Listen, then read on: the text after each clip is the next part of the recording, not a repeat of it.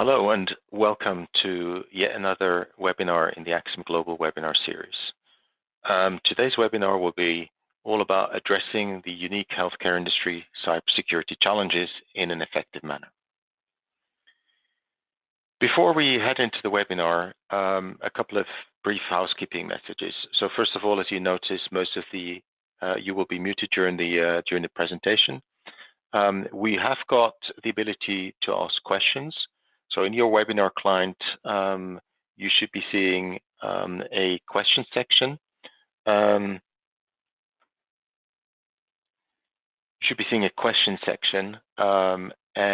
if you've got questions throughout the webinar, please do not hesitate to ask those questions. We will collate them, and then in the end, when we've got a Q&A session, we will talk about, or we will get the panel to talk to these questions.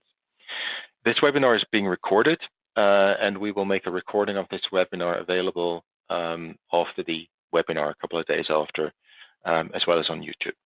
And obviously, I'd like to invite you all to follow us on LinkedIn and Twitter for news and upcoming webinar announcements. With that having been said, let me introduce our speakers today. First up is Sean McAllister, who's held a presentation on this webinar channel before and is a cybersecurity veteran and expert, and I'll let him introduce himself later on.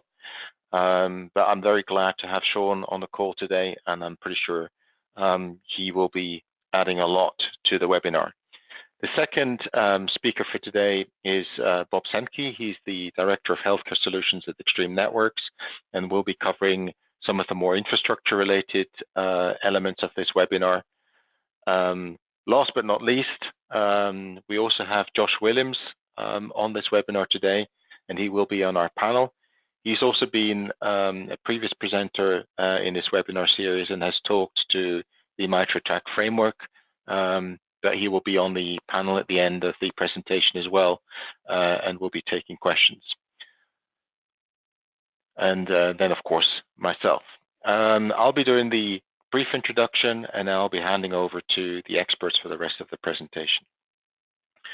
In terms of agenda, what we're going to cover today is the following. So the first thing that we're going to do is we're going to quickly have a look at what does the threat landscape look like and what are some of the use cases.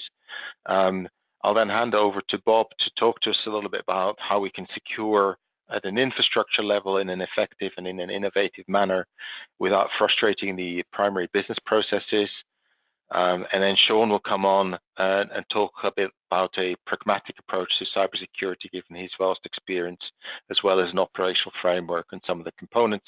And then, as I said, with this panel, we'll have a Q&A session at the end. So I would definitely ask you to think about questions throughout the presentation. If you've got them, please ask them in the questions panel, and we will cover them at the end. And I think with this panel, we should definitely get decent answers to your questions. All right, with that having been said, let's get straight to it. So what does the threat landscape look like? I think we've all seen these kind of headlines over the last couple of years, and we're starting to get quite used to them, unfortunately, because they happen over and over again. But what this does tell us is that the threat landscape is definitely, or the threat levels are definitely increasing, and the attackers are getting increasingly sophisticated, which means that it's definitely a reality. And the reality is also that we obviously need to prepare for a breach, but the question in many cases is no longer when will you be breached, but also will you be breached, but the question is when will you be breached, and how do you actually respond to that potential breach effectively. So we're going to talk today about obviously how we're going to secure effectively and what we can do on that front. That's the primary thing that we obviously want to do. But we will also talk later on in the webinar, the other speakers will be talking about how we can effectively respond or prepare for a potential breach to make sure that the impact can be minimized. As I said, the threat levels are increasing. I think we've all seen these numbers one way or another. And that's a fact. And the other thing that is happening is that the attackers are getting increasingly sophisticated. These are economically motivated organizations in many cases, and the level of sophistication that they are showing is actually quite frightening. So again, that's something that just to keep in mind. This is no longer a hacker sitting somewhere at home trying to breach a computer system. These are very sophisticated attackers. When we're talking about the healthcare environment and hospitals specifically, we've of course got an even worse kind of scenario. We've got a scenario whereby we've got an environment that is difficult to safeguard physically, with a lot of people moving in and out. And we've got a whole range of devices in that environment, many of which are regulated and therefore cannot be easily upgraded. And there's also a whole range of devices that are connected to specifically a hospital network, which of course makes the environment even increasingly vulnerable. And the question obviously that Bob is definitely going to talk to as well is, how do you go about effectively securing that and dealing with this kind of a scenario? There's also reports all over the place showing just how easy it is to breach these kind of devices. Here's an article that I found a while back, which talks just about how easy it is to hack hospital equipment. And the flip side of it is also that we're seeing that the level of attacks and the focus on healthcare is definitely increasing. Healthcare information is about 10 to 20 times more valuable than even credit card information. A recent Reuters article talked to that effect. And it is obviously an environment that is as it's not being that well secured, is a target, an easy target. Which of course leads us to the next development, not surprisingly so, with attackers that are highly motivated and financially motivated, is that there's a massive increase in ransomware attacks on healthcare environments, which is in itself very, very concerning. With all of this bad news, there's also good news. So the good news is the problem is recognized in a number of organizations around the globe, whether it is the FDA and the VA in the US and a couple of other organizations, whether it is the European Union that has just recently published a new network information security directive that includes healthcare, or whether it is in Asia, for example, where Singapore's obviously got very strict data privacy laws, and following the recent Sing Health debacle has also initiated a whole host of initiatives.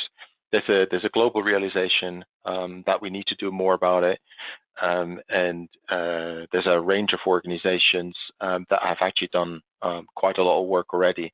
And one specifically, for those of you that are not quite that familiar, to have a look at is the VA. They've actually done quite a lot of work over the last couple of years in terms of architecture, how to architect these systems and the networks. So there's definitely attention here, and that's the good news. So if we're looking at the framework, we've got regulatory evolution. There's loads of work going on the regulatory front to ensure that these devices become secure, and there's a recognition that security is a key component of every one of these devices in a medical environment. And then there's regulation in a range of other areas as well that's going to help us and support us in securing these environments. Nevertheless, we need to remain diligent, and we always need to think about more effective and innovative ways about how we can actually continue to secure our environments. And with that, I'll hand over to Bob to talk to us about the infrastructure related side of things. All right, thank you very much, and thank you for having me here today. My name is Bob Zemke. I'm the Director for Healthcare Solutions at Extreme Networks. And really what that means is that myself and my team is responsible for understanding what's taking place in the healthcare industry, as well as in the infrastructure and networking world, and then acting as a liaison with the medical device manufacturers and regulatory bodies to kind of help coordinate the best of both worlds in terms of connected medical equipment and how to safely, securely operate it in today's hospitals. And I think it's important that we first acknowledge the fact that today's hospitals are already IoT heavy. We just called them medical devices. We didn't have the term yet. And that's been going on for well over 20 years. So as we've been connecting more and more medical devices into hospital networks, we operated on, as IT administrators, this premise that medical devices were inherently secured by the manufacturers, and that also the Ethernet best practices for an enterprise of a perimeter security with firewall technology was sufficient to then protect the operating equipment on the inside of a hospital. But fast forward 20, 25 years later, the reality is we no longer know what is connected on the interior of a hospital's network in terms of equipment, whether it's a medical device, a building system, and the rest. So we've started to now realize that as more devices are connected as machines, we don't have visibility into what is in there. Who's connected? What is the device doing? What are the challenges around making sure that that device operates as expected, and so that if there is an alert, a challenge, a security vulnerability, an announcement, how do we quickly find these devices and have visibility into making sure that they are protected, whether it's something as simple as a firmware update, locating the device on the floor of a hospital wing, or is it something much more required that in terms of shutting down access to that system until a patch can be provided by the manufacturer. So as we started connecting more devices, we were also putting them in parallel with everything else taking place in a hospital. IP television services, smart building technologies, and all of that growth of devices created some unique challenges that I think are really coming to a head now after the WannaCry outbreak that took place last year in hospitals around the world. Because suddenly now we had machine devices being impacted by a ransomware attack that then could take down other pieces of equipment, including medical systems, and impact the hospital operations. So not all devices play well in a sandbox, so to speak. So I think it's critical that we look at the idea that now that we know or we accept responsibility for all these connected devices, we have to talk to the clinical and biomedical engineering departments in hospitals to understand what devices they're using. But now we have to create an inventory of what's installed. What is its purpose? What are the rules that it needs in order to operate? In other words, does it talk to the outside world or does it not? Does it talk to other systems or does it only talk to its own management platform? That inventory is going to be critical to understand then next steps on how to remediate any risks related to security. So if we look at kind of legacy devices, in a perfect world, we would just say we would pull out older medical equipment that isn't able to be maintained by the manufacturer with maybe next generation encryption requirements or other best practices to patch secure firmware. But the reality is medical devices tend to stay around for a very long time, at least a decade. Especially the more expensive a device is. I've had those conversations where they said, yes, the imaging system is old, but it still takes very good pictures. So we can't just remove it, but we have to find a means to remediate the risk associated with that. So as part of that strategy, we created a solution, an idea of how to patch, overlay, and create overlay secure networks for connected devices. By doing so, we can create a remediated action around a connected device, attaching a secure dongle, if you will, to it, that then can contain and monitor the behavior of that device to help with remediation and operations on a network.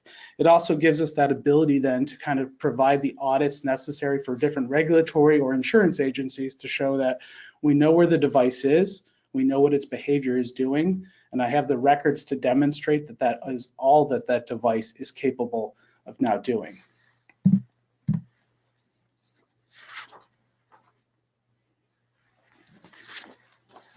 So next we have to look at, I think, the bigger picture of the hospital itself. Because again, we designed a lot of our Ethernet strategies in the enterprise and in most hospitals about 25 years ago. And it was based on these campus elements of firewalls for perimeter security. Then we created static VLANs and ACLs for some very simplistic isolation of some devices. Really, voice on the network was the first time we started to create different prioritization levels. And with that, it was very much a static world. We expected devices to stay in place, so that way I could create simple segments for devices. But when we started to have devices moving around the network, as we started to have an influx of connected systems, both building and medical devices by type, you could no longer just say maybe we have a medical device VLAN, and that's appropriate. Because again, devices don't play well in sharing the same sandbox. So we have to get much more granular in this idea of how do we isolate devices by device type, so that an infusion pump does not need to talk to a telemetry system, and therefore they should never be a risk of one negatively impacting the other. So that microsegmentation is going to grow as a requirement and an expectation in best practices. And by doing so, we can prevent lateral movement of bad behaviors and data. So malware, virus attacks, and the rest are really becoming then isolated into the segment that which they first attacked or entered into the network itself.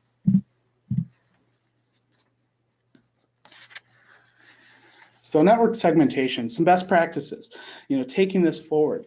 If we look beyond VLANs as a strategy, if we look at things like shortest path bridging as a capability of providing a next generation network, it also provides ease of use in terms of scalability.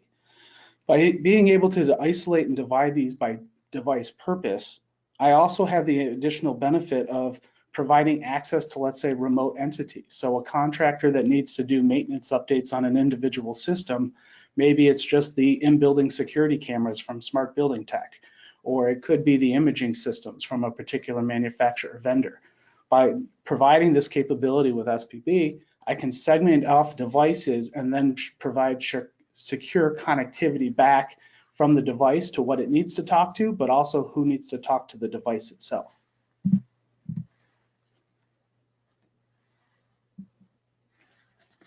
Another challenge we have today in just legacy healthcare networks is that the challenge around device mobility or nomadicity. So again, when things were statically built with legacy networks, we would do things like color code the wall jacks to show that this is for medical devices and this is for telephony devices and the rest. We created ACLs, but it was very manually intensive and very difficult to move devices. So with that, it doesn't quite fit the workflow of today's clinical environment where devices move around the hospital. They get brought down to central supply for cleaning and disinfectant. They get brought up. You might have multiple devices suddenly being needed to be used in a single room. And with these types of flexibility of moving around in the environment, some devices were not designed to support that. It's not uncommon for us to see legacy devices that have static IP addressing built into them. So moving them through a network was not a part of the workflow considerations when they were first manufactured. It tends to be very costly. I've seen on average about $1,000 per device if you need a manufacturer to come in just to change a static IP address. So if we start expanding that into how do we deal with moving devices around a network, well, if it costs that much money and I might have an SLA that takes a few days before that device moves around, obviously I have a shortcoming on the infrastructure itself. So again, there's newer technologies related to either add-on dongles that can create a secure tunnel back to a central server for configuration support, or shortest path bridging to allow flexibility of moving those devices as needed and letting the network dynamically change its security profile and traffic routing accordingly.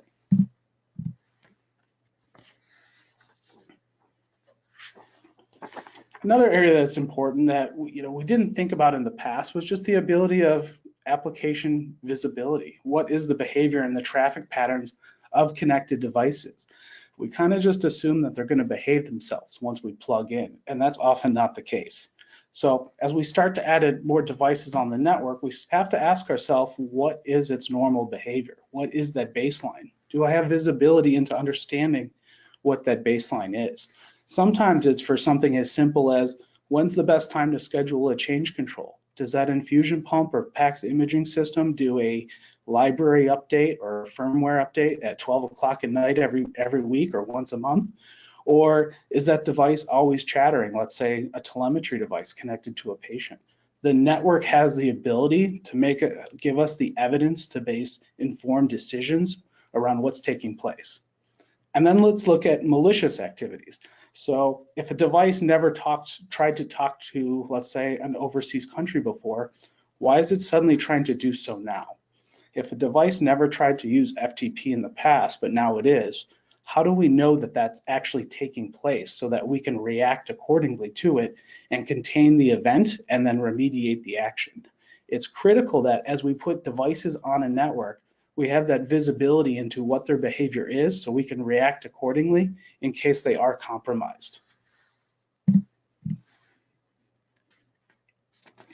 Lastly, I'll talk a little bit about some of the buzzwords you hear in our industry right now about artificial intelligence and machine learning.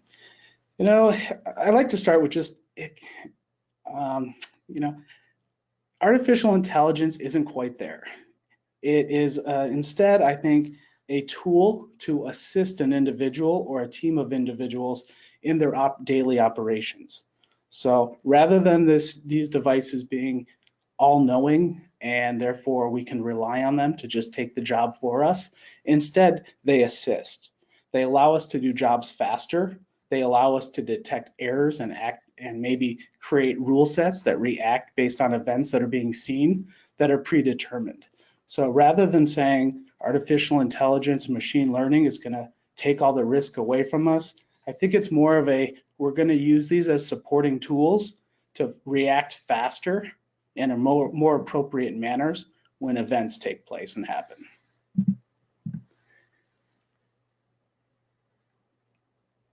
And from there, I'd like to thank you and hand it off to my co-presenter.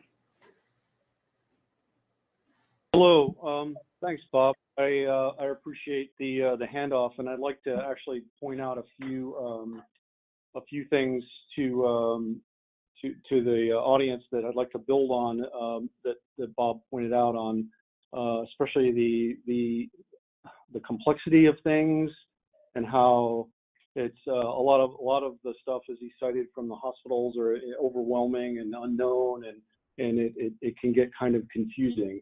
So I'd like to actually maybe just present a kind of a no-nonsense approach.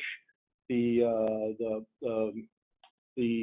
theory here is it feels like we're drowning, and I have to apologize up front. These slides are very build-oriented. So I'm gonna be asking my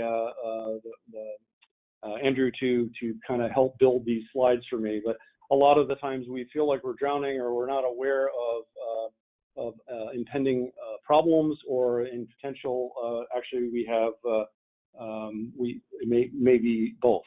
We might feel like we're drowning and we're not aware of the problems. So Andrew, I'll actually ask that you, when we get to the next slide, you maybe build for me. Sorry.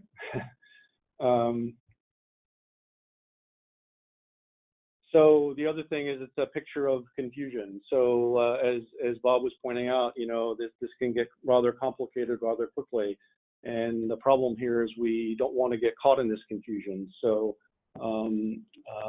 next. And I like to point this out. I borrow this picture. It's actually and I kid Andrew about it. This was Hurricane Andrew. It was hit our country rather heavily sometime in the past, and it looks beautiful from space. And if you zoom into it, there's a spot in the storm which is like what I like to focus, that we will actually try to. The goal is we are caught in the storm, but the thing that we need to do is we need to stay in the center of the storm.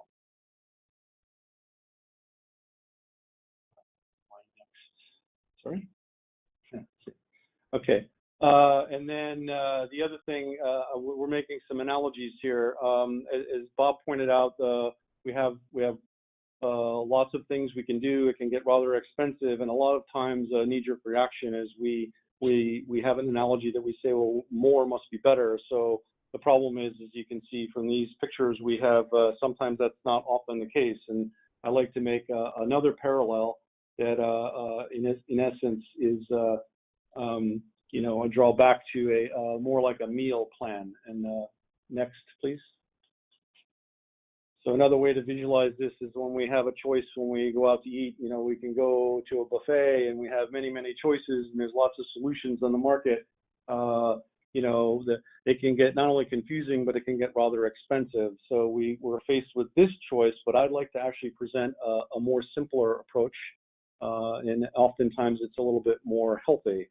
So if we just build this, a simpler approach is we have less ingredients, less things on the plate. We actually can actually get it done. The problem today is we have overburdened staff.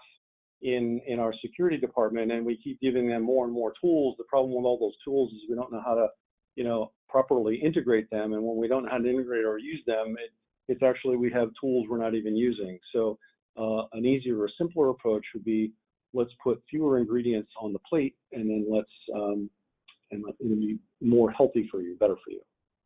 Next.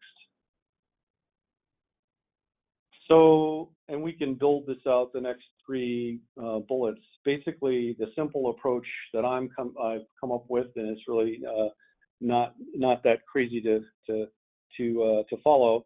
It's basically one of the first things we need to start doing is recording our packets. Without a record of knowing what's happened on our network, we won't actually have the ability to decompose how an attack happened. As Andrew pointed out in the beginning, it's not a matter of if you're going to get attacked or hacked. It's a matter of when. These statistics are alarmingly the reality of things today. So first thing I prescribe on this plate is recording our packets. The second thing is there's now active defense technologies that can use deception, and in this case, it's sort of like going and hunting for the bad guys. So in this case, the second item on the plate, if you will, is active defense. The third component is really just sort of hygiene and health. It's more integrate a vulnerability scanning and remediation tools to sort of stay healthy.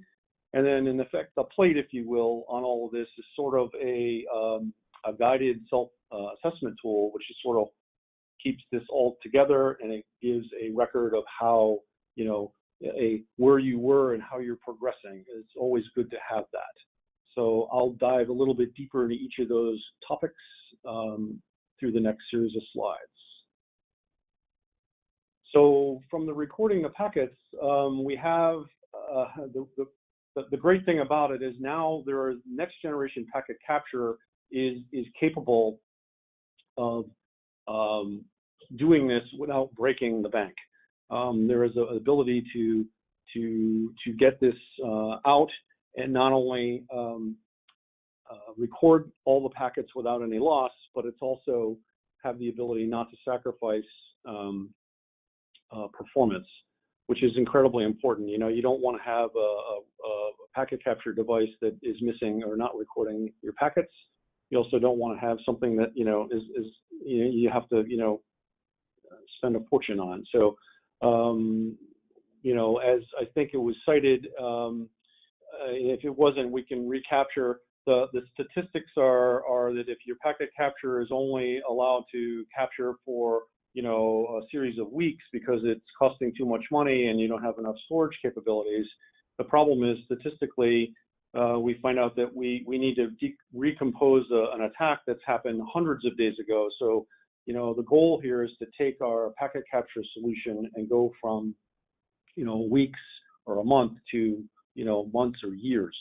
So that way you have the ability for forensics capability that long. It's sort of the analogous to the security camera in your that you put physically watching your doors and your sensitive areas. You treat your packet capture like that. It's important. You need to have it. It's important insurance.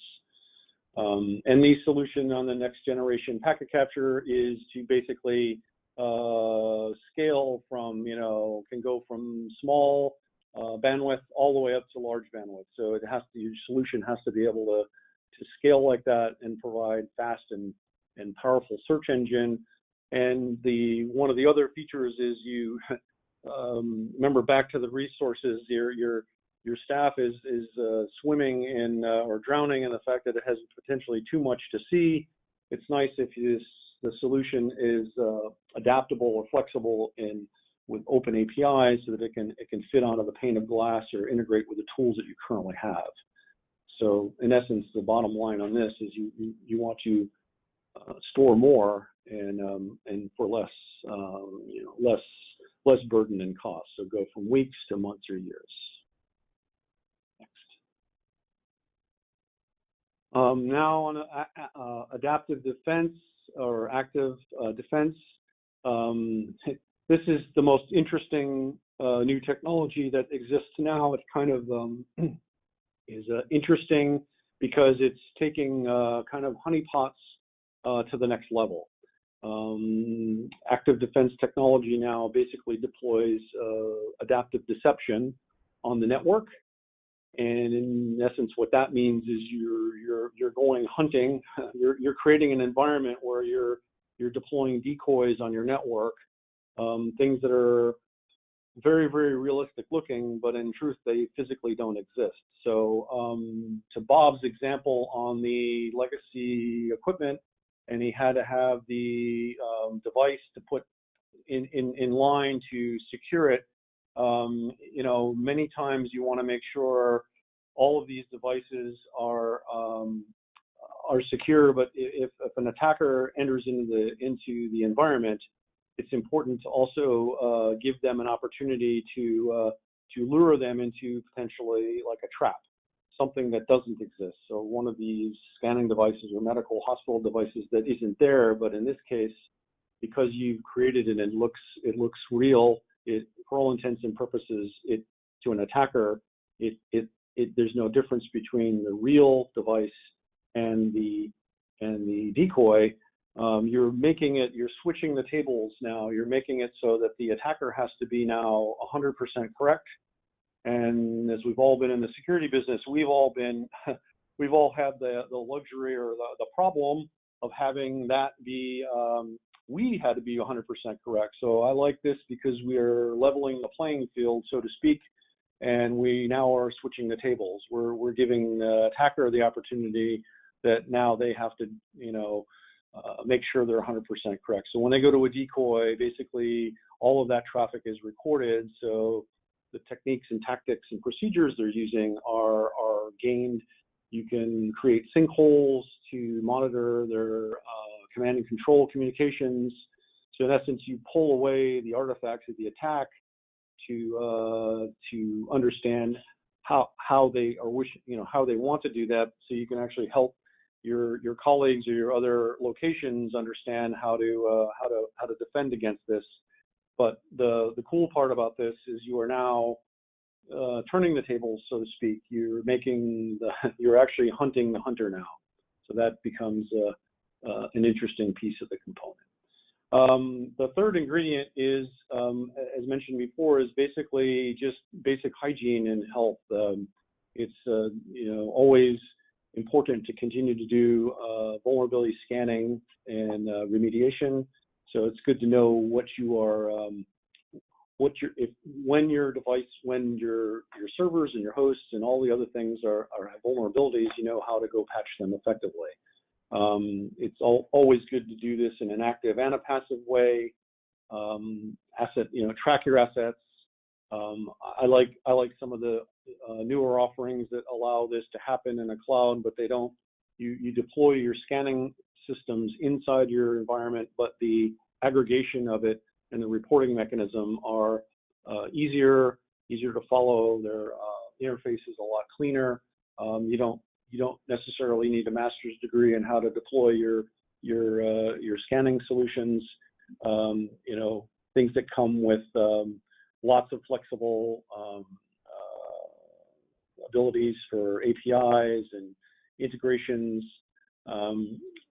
Effectively, you're eliminating a lot of blind spots. So you're scanning all of your network.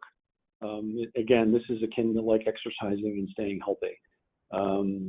Again, I want to reiterate, the goal is to help alleviate the burden from the folks that are kind of your security professionals that are already mostly overwhelmed and overburdened. So we're sort of breaking it. You break this down, keep it a lot more simple. It makes it easier. Everyone can stay focused, and in essence, you're seeing what matters and you're doing it in a fast and efficient manner. Next, please.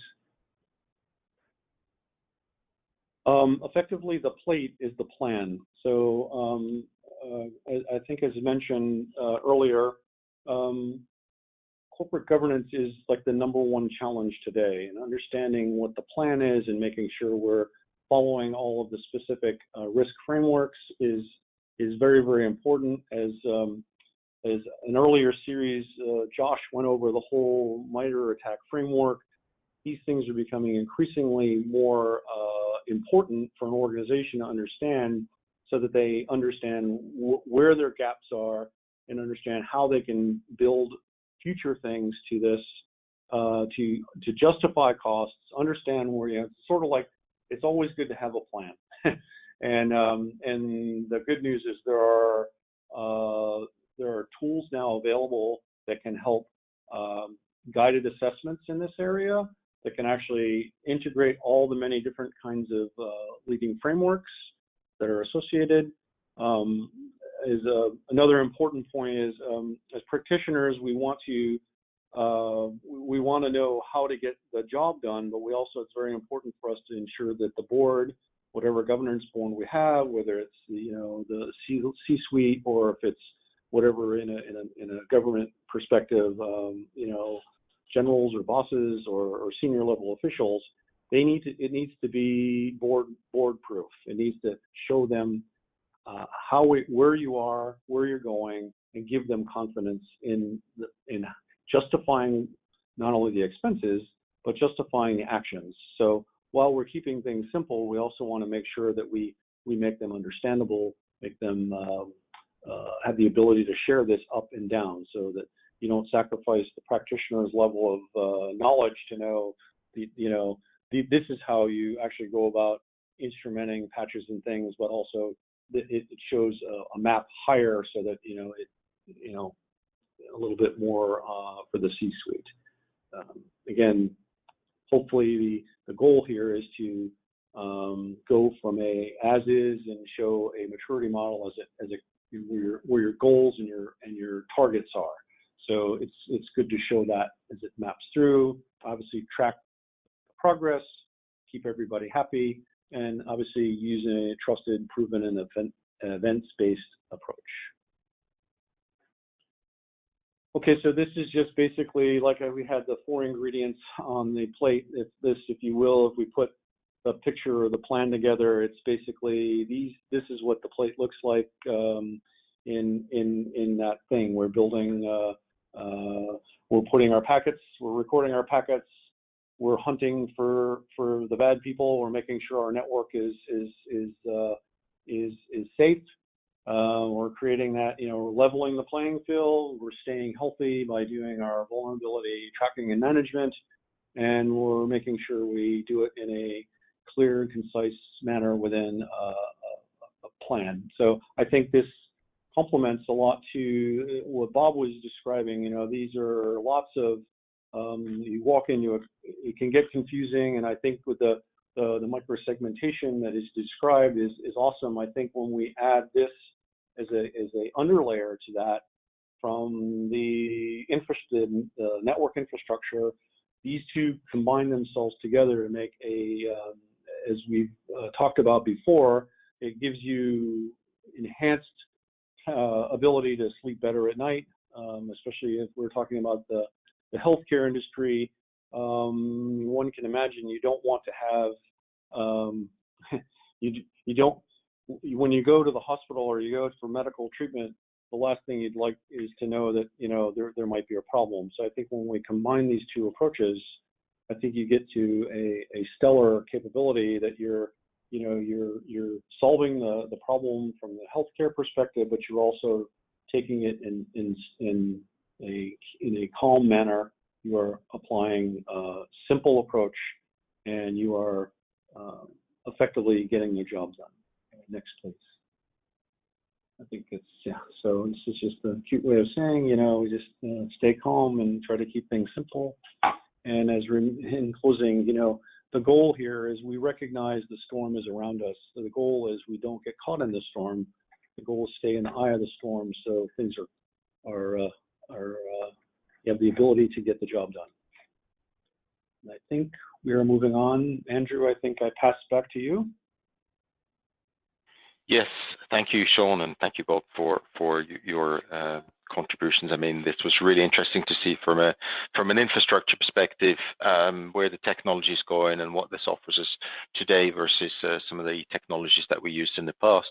And then, as Sean said, layering on top an approach that is manageable and not letting ourselves being led by the issue of today, but building a structure around it, and not only being a sitting duck, but also starting to hunt and make sure you've got the evidence, are critical components that we need to ultimately build a secure infrastructure, specifically in a critical environment such as the medical environment.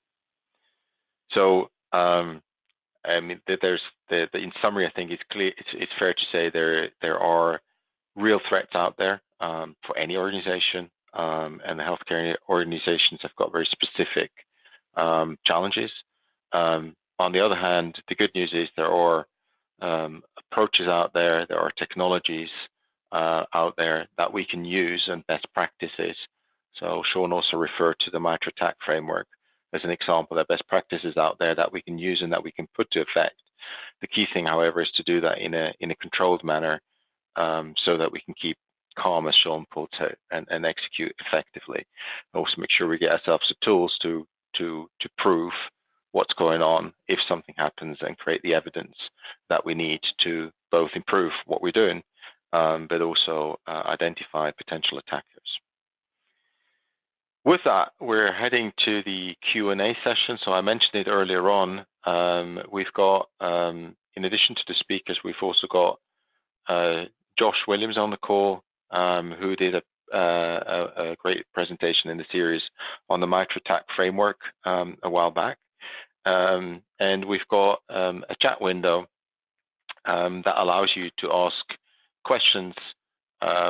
So what I would like to do is if you've got any questions, any additional questions than the ones that I've already got here, then please do add them into the chat window. I'll be trying and covering as many questions as I can with the time that we've got.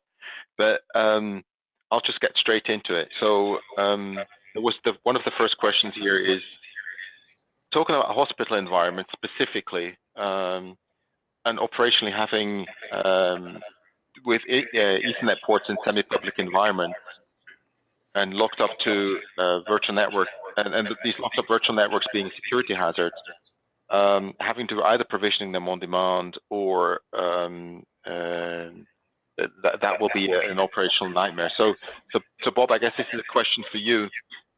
You sort of seem to suggest there is a third approach, and I know you briefly touched upon some of the automation technologies that are out there today, but could you maybe just explain that in a little bit more detail? So the question was whether you could just elaborate a little bit. Yeah, this is a good, I think, justification for automation.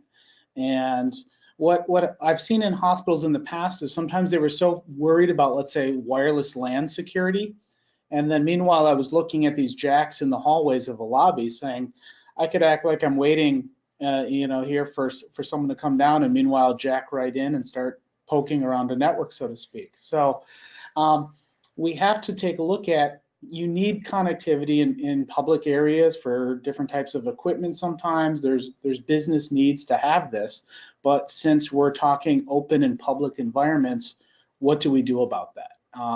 In a legacy fashion, people would statically lock down those ports, turn them off, and then only plug them in as needed. But that also creates additional burden on the IT organization, as well as limits workflow of what's taking place there. So we can use additional security capabilities to enhance a network where ports are dynamically provisioned. When you plug a device in, the network scans the device, identifies what it is, compares it to predetermined rule sets, and then grants those rights. Everything from the amount of bandwidth it's authorized to use to what types of ports and traffic and what it can reach as part of it. So dynamic network access control is definitely an area that needs to be looked at by most organizations today. Thank you, Bob.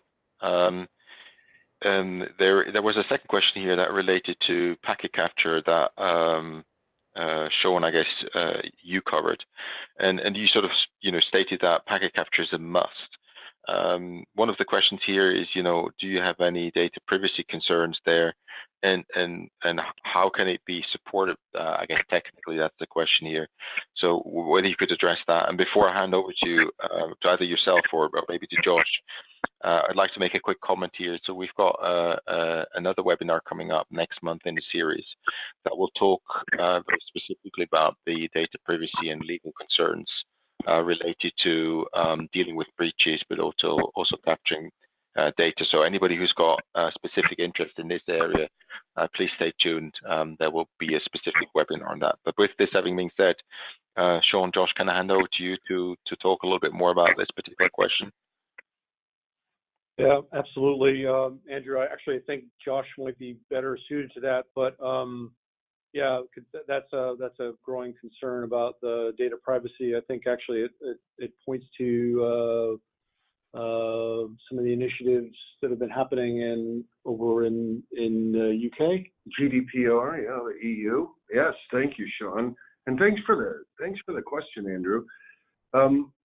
Enterprise packet capture, always-on packet capture, is a tool that's becoming more and more available. It's an authoritative data set of what is happening on the network, and with some of the malicious actors using tools that by default dump the log activity while it's being buffered in memory before it's written to disk, then the traditional method, the method that we've all used, which is stacking up all the logs, fusing them together, and following the activity where the log trail goes, those methods become moot.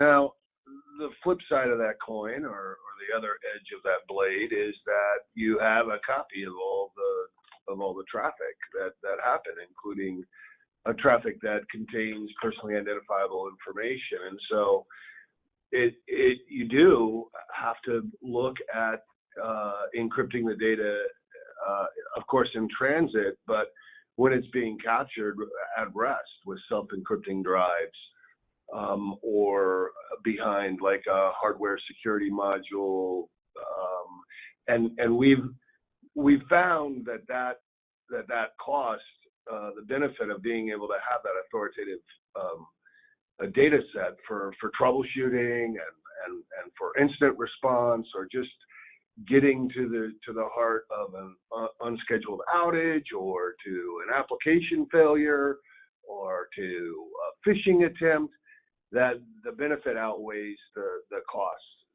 But for sure, there has to be a systematic approach to understand the statutory and regulatory requirements.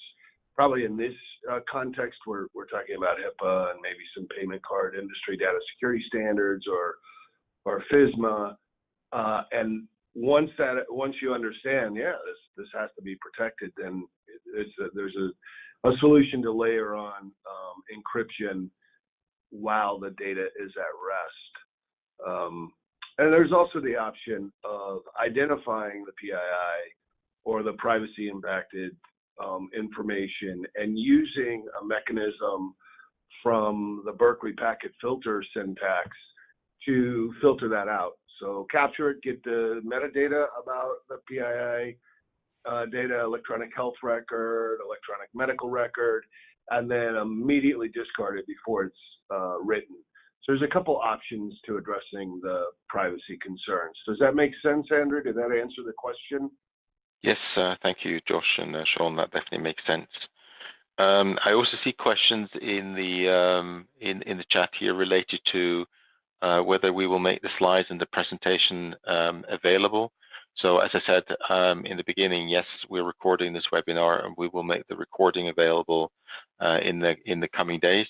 If anybody has got very specific requirements and would like to see some of the slides, at the bottom of the screen, you've got an email address, SentryWire@aximglobal.com, which will ultimately get to me. So if you would like a copy of the slides, then please do reach out to me personally, and I'll make sure that we get you something. We've got one more question here, which I guess, Bob, again, is most likely for you. And maybe Sean and Josh have got a view on this afterwards as well. The question is here, in essence, you're suggesting what you're suggesting is to fingerprint and lock down insecure and regulated devices at the edge. So the question is, how do you secure the edge device and ensure that it can't be tampered with? You were talking about that little box there, and how do you go about fingerprinting in the first place? Yeah, absolutely. So there's a couple approaches to this task. The first is communicating with a medical device manufacturer to see if they've already addressed and documented what their device does, what ports and protocols that it leverages inside the network itself. Some are more aware of that as a growing requirement than others, because again, this need for, we can't just have all medical devices in the same area kind of running rampant and unsupervised. But what I find is most devices manufacturers, when you talk to them, they won't have detailed answers on that. So in terms of a little slight product pitch here, what you saw in that little adapter is called the Defender from Extreme Networks. And when it's plugged in, it goes into a learning mode that you first set it for.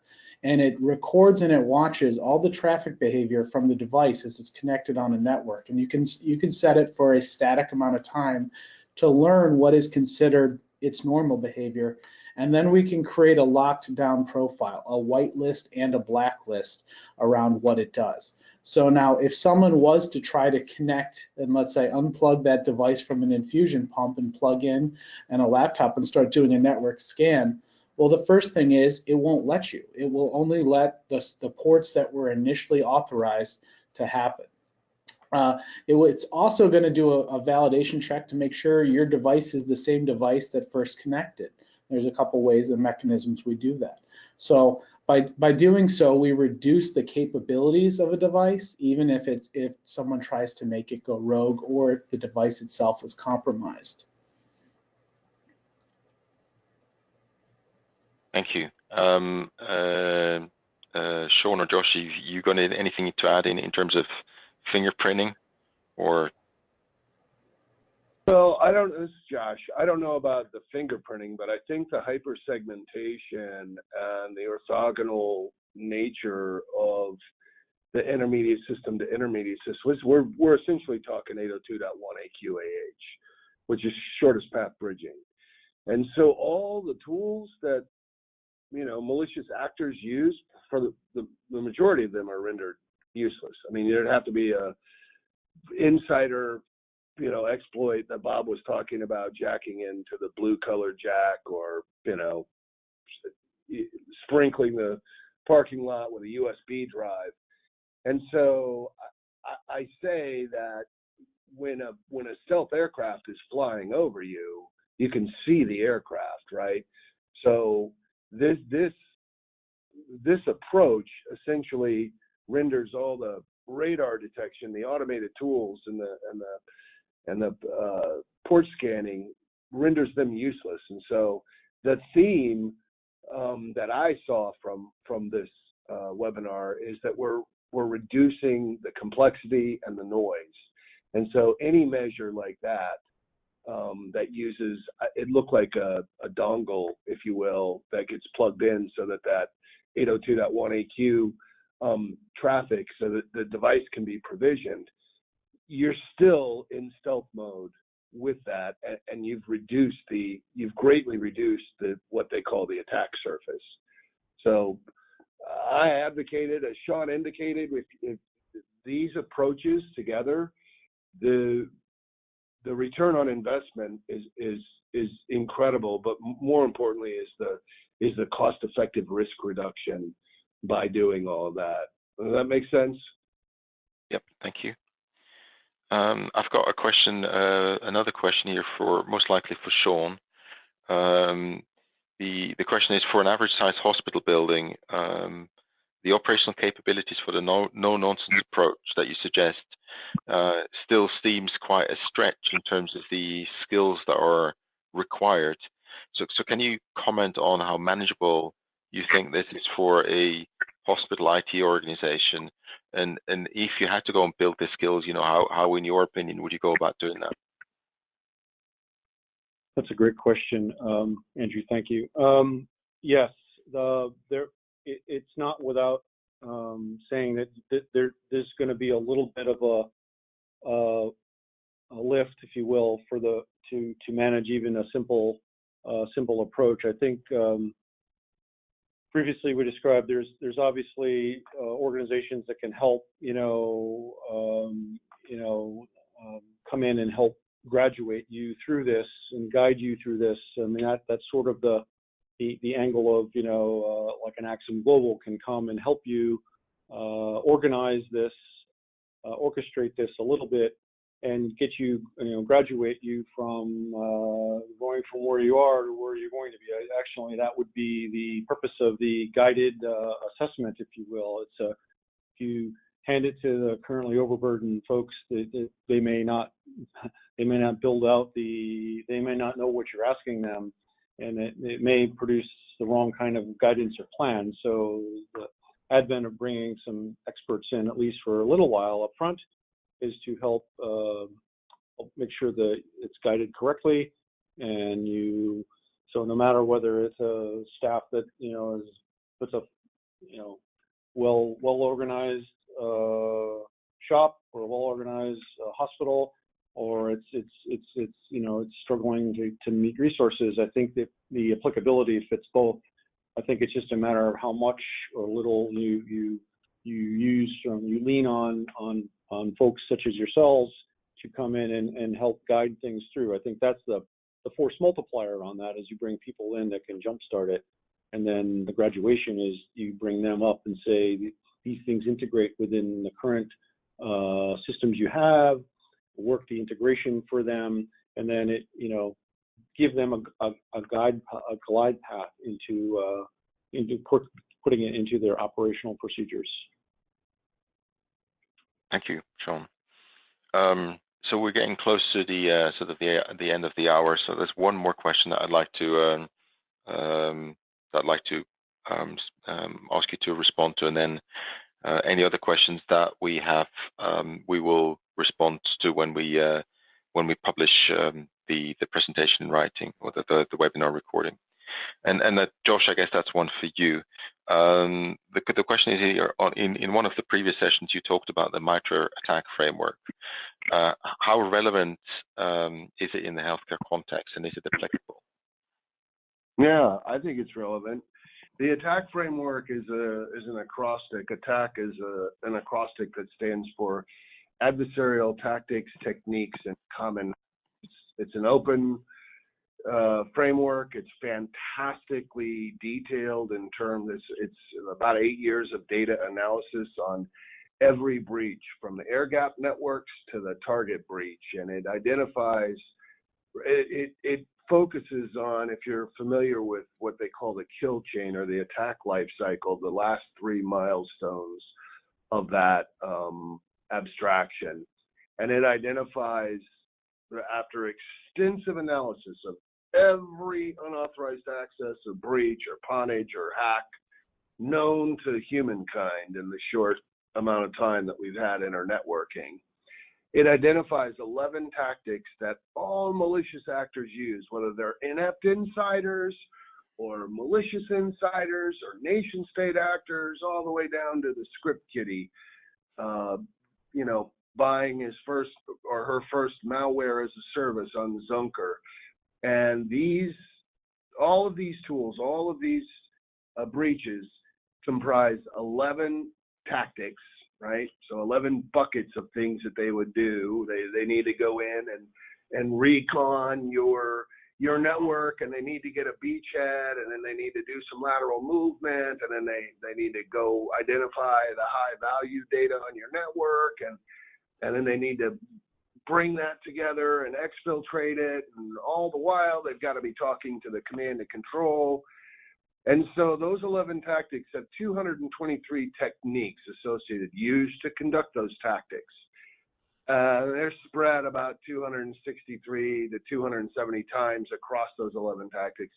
And essentially, it's in keeping with the same theme that you heard Bob talking about, and you heard Sean talking about, which is reduce the noise and get to the signal, and really simplify it.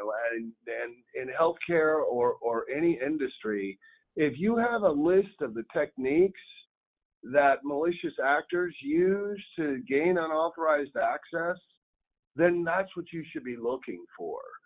And this approach that we've described really lends itself nicely to dovetailing into that framework, whether it's healthcare or retail or financial services, because it's a limited number of things that you're looking for, and it helps you keep right in the eye of the, keep calm, and you can ignore, to a large extent, you can ignore all the storm activity going on around you and just focus on those 223 things.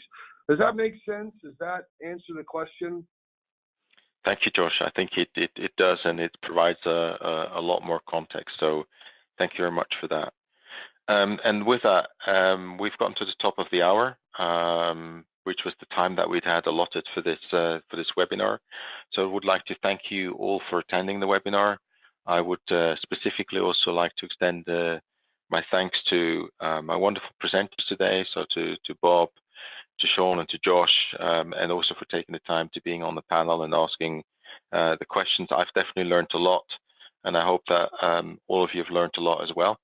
What I would like to invite everybody who attended to do is, as I said, follow us on social media. There will be new webinars. The upcoming webinar will be, as I said, about more of the legal elements related to data privacy. But we've definitely got upcoming webinars planned with a little bit more of a deeper dive in this domain as it relates to the MITRE ATT&CK framework and so on. So please do follow us on social media. As said, recording will be up in the coming days on our website and on YouTube. And with that having been said, once again, thank you very much to everybody for attending. Thank you to the speakers, and hope to see you all again on one of our next webinars. Thank you very much, and goodbye.